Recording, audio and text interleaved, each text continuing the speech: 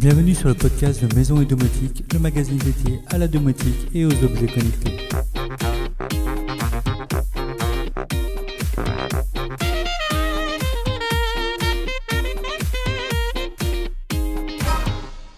Salut les amis! Comme chaque semaine, je vous propose aujourd'hui le débrief sur l'actualité du blog et de la domotique en général, mais également des sujets autour de la maison, de la finance et la high-tech. Pour commencer, suite au test du bureau assis debout MedSit que nous avons vu la semaine dernière, je vous ai expliqué comment j'avais réalisé mon support écran pour la TV 42 pouces que j'utilise avec mon ordinateur.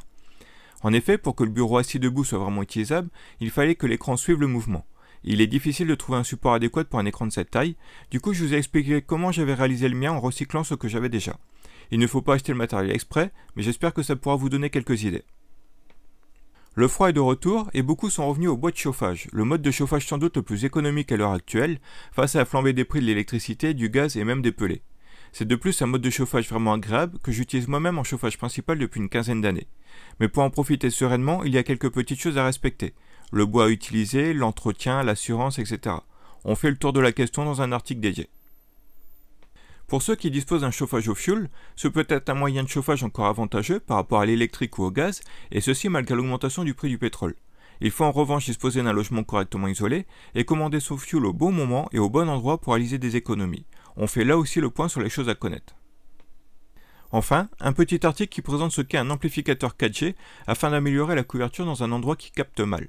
Un système que j'ai étudié notamment pour mon terrain de loisirs, mais qui malheureusement est soumis à quelques contraintes légales. Voilà, c'est une semaine un peu light, mais je travaille en parallèle sur d'autres projets financiers mais également domotiques, avec notamment un plugin que j'aimerais développer à la demande de certains pour récupérer les infos d'AC8 dans JDOM, ce qui ferait d'ailleurs un beau trait d'union entre ces deux mondes. D'ailleurs, si vous y connaissez en développement de plugin JDOM, toute aide est la bienvenue.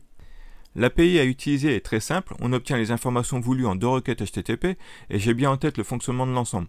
Mais j'avoue que n'étant pas développeur et mes journées étant décidément trop courtes, mettre cela au propre dans un plugin prêt à l'emploi n'est pas simple pour moi. Si un dev veut me donner un petit coup de main, ce ne sera pas de refus. Du côté de nos collègues, nous avons des articles très intéressants également. Nous avons notamment de nouvelles informations sur Matter, le protocole qui devrait unifier la domotique. Le site Objet Connecté fait le point sur ce protocole. En parallèle, Domoblog nous apprend que iOS 16.1, le système d'Apple, commence à intégrer également Matter. Domoblog nous explique aussi comment accéder à Home Assistant de l'extérieur avec un reverse proxy Synology et un certificat SSL.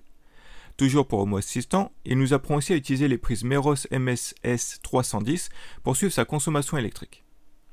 Domadou nous présente un cas concret d'utilisation de la serrure connectée Nuki pour de la location courte durée type Airbnb. Le blog domotique nous présente la nouvelle bande lumineuse de chez TP-Link, très complète pour une cinquantaine d'euros seulement. 99 outils nous présente en vidéo sur YouTube une installation domotique pour éviter une inondation et les fuites d'eau. Vincent de Vintech sur YouTube nous présente différents interrupteurs Tuya fonctionnant sans fil pilote. Et enfin, Frandroid nous explique que les appareils Nest et Google peuvent désormais savoir s'il y a quelqu'un chez nous. Côté bon plan, c'est un peu light également. Après les French Days, la semaine a en effet été plus calme en offre. Mais il est possible tout de même de retrouver une offre très sympa sur la nouvelle montre connectée Mibro T1 à seulement 67 €. Une montre très jolie avec des fonctions complètes et un très bel écran OLED pour consulter les informations. Et une offre sur un vélo électrique de chez GoGoBest qui bénéficie d'une belle remise de 700 €. Un fat bike robuste et puissant comme je les aime. Voilà, c'est tout pour aujourd'hui. Je vous souhaite à tous un très bon week-end et je vous dis à la semaine prochaine.